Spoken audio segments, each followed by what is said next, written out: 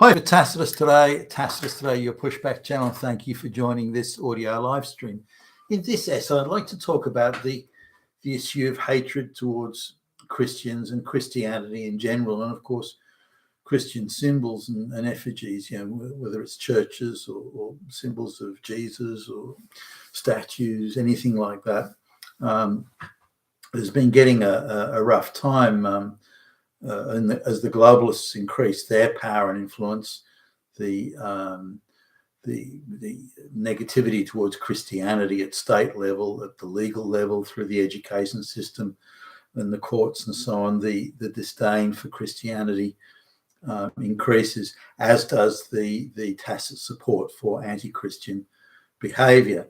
So it's not really much of a surprise to see that recent Christian school shooting in Minnesota in the United States. Minnesota in particular is sort of a bit of a radical epicenter for leftist views and globalist views against Christianity. But it's hardly surprising that a trans guy goes in and shoots up the school. We shouldn't be surprised by this. These people are effectively encouraged and given close to what I would term a free pass to go and do this, saying, well, look, the problem you've got isn't with you and your derangement. The problem is that society isn't accepting you. It's their fault. And the reason they're not accepting you is because of Christian teachings and the Christian values of the society. So it's their fault. They're the ones persecuting you. So given that they're persecuting you, that means they're really Nazis. And of course, Nazis should die. I mean, they're supposed to die. And so you can take your revenge on them. They're the bad people. It's not you. It's not your problem. It's them. So this sort of narrative is encouraged, whether it be through the media, through the school system, through crazy literature and political people saying these things in order to garner support. It's not your fault. They're the ones. They're the Hitlers, and so I need to. I'd like to just talk about why are so many forces coalescing in this anti-Christian attitude, anti-Christian view, which is of course leading to murder and burning of churches, all sorts of things. So going back in history, Christianity really didn't sort of take off until a few hundred years after the birth of Christ. That's when it started to, the Eastern Roman Empire and the West, or the Roman Empire generally, they adopted Christianity as a standard. As the empire was fracturing and falling to pieces all over, they were looking for some sort of unifying force or unifying influence, and Christianity, a God, an unseen, all-knowing, all-seeing God, was something that was had a lot of conveniences and something that offered again a potentially unifying force, which indeed it did come to be. And it also had within it, remember there's no police force and so on at the time, had within it another factor where it declared the soul was eternal. So the sins that you committed on the earth would be held against you when you died, and you could go to hell or some real dark place, or you could go to heaven if you were good. So it was encouraging good behaviour, and whereas there was no police force to watch you, God would know what you'd done, so you better behave.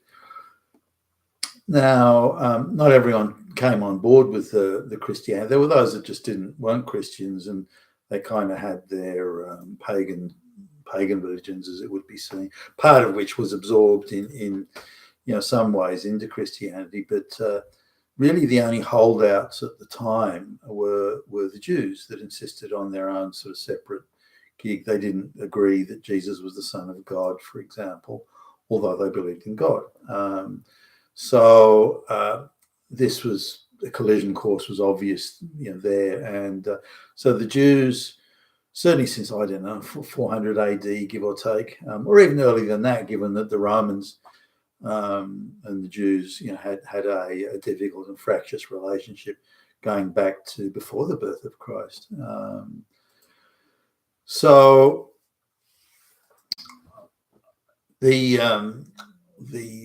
as Christianity spread around Europe, and then Islam came along sort of a few hundred years later with the Prophet Muhammad. The Jewish diaspora decided that they, mostly white, they would spread around Christian Europe, and they would hang out in the white societies, but still insisted on their separate lifestyle, kosher food and synagogues and so on. So they were always viewed with some suspicion by the Christians, and were also seen as a threat. And given that like the Jewish kibbutz and that sort of thing, the Jews always had a natural sort of, it's almost a gravitational pull to communist type and socialist type structures, again, using the kibbutz as a baseline. And this was seen as a threat to ruling princes or governments of all sorts of flavors and descriptions across Europe, but also into what later on became the Russian Empire, for example. Now, the Jews, given that they were again different and were organized, they were constantly being expelled from this place or that, and no one could deny that they weren't treated roughly, as they would see it, persecuted, but they never were prepared to give up their thing. Some did convert to Christianity, by the way, took on Christian names. You even saw that in the 1950s. People who were named, Haim Abrahams would change his name to John Anderson or something like that. So the Jews, understandably, by the way, the Jews have viewed Christianity as one of their primary enemies. If you look at, say, the time of Nazi Germany, Hitler, coming from quite a Catholic sort of region in, whether it's southern Germany or Austria, which is quite Catholic, Hitler were tolerated religion. So the Christian religion was tolerated far more than it was in, say, the Soviet Union or totalitarian regimes elsewhere around the world. So religion very much had a place in Germany at the time, but as we know, the things didn't go so well for the Jews. So this became another black mark that the Christians and the Nazis sort of kind of made common ground, not on all things, by the way, but on some, if not many things. And so this is again that Christianity has kind of got its, as the Jews would see it, has its sort of Nazi side. Christianity has kind of got its, as the Jews would see it, has its sort of Nazi side. So the Jews have always been very much anti-Christian, and with globalization and the large role that Jewish financiers and various other people, Jewish NGOs and so on, the large role they play in the globalization, mass people movement and so on, is perceived, here's their big opportunity to break forever the Christian Gentile, straight white male power, which has been the power that's always, as the Jews would say, has always been predisposed to persecuting them or expelling them or kicking them out of one country or another, whether that's the Tsarist Russia or Germany or anywhere. In Britain, for example, and much of Europe, Jews weren't allowed to own land for I think it was around 1200 AD or something around there, that they were allowed to own land in Britain, and that was part of the deal of them stumping up the ransom to gain the freedom of Richard de Lionheart, Richard Coeur de Lion. So the Jews are very much against Christians, and Christian countries are only tolerated because that's the place where Jews want to move, because the Christian countries were always the wealthiest countries, or tended to be. Now, again, that has a lot of crossover to the Jewish thing, or transgenderism, or any of these sorts of things. The Christians have been very much opposed to this, as it's corrupting morals, and it creates social decay and moral depravity and all that sort of thing. And so the whole LGBTQ spectrum has never been supported by, particularly the Catholic Church, but other Christian religions. A few of the Christian religions have sort of, collapsed at the altar of woke and have gone groveling and crawling to the LGBTQ and the Jewish diaspora and so on. But the Catholic Church in particular has kind of held out for the most part, at least. And so they're particularly, as Christians generally, but they're particularly seen as being bad. So, or against the LGBTQ. And the LGBTQ, that wider spectrum. I don't know how many people it will be in any society, 2 or 3%, like that. But they're extremely vocal, and this insistence on we only want equality, and then we only want special privileges, then we only want, we only want special benefits, this sort of thing. And so the obstacle to that, as they see it, has traditionally been the Catholic Church in particular, but Christianity in general. So when we sort of look now, if you look at the people sort of being brought in mass migration, the people from Islam and so on, they've got no sympathy for Christianity. It gets in the way of their gig. So increasingly the forces coalescing around, whether they be in banking and finance or whatever, the forces coalescing around the anti-Christianity position have been growing and influencing, incredibly over the last 30 odd years, to the point now where, say, in places like Canada, some propagandists can say, the Christians killed Indians or did this or did that, without any evidence to support it. Zip evidence. They can do this, and people go around burning churches, and the government doesn't care. No one gets prosecuted. If you come out with an LGBTQ slur or a racist slur or something like that, the authorities have all resources are available to go chasing after you. If you burn a church, who cares? So the tolerance of hatred towards Christians and Christianity generally, Christian symbols, buildings, statues, all that sort of stuff, the hatred towards and the incredible tolerance of the globalist controlled Western states now to not prosecute people.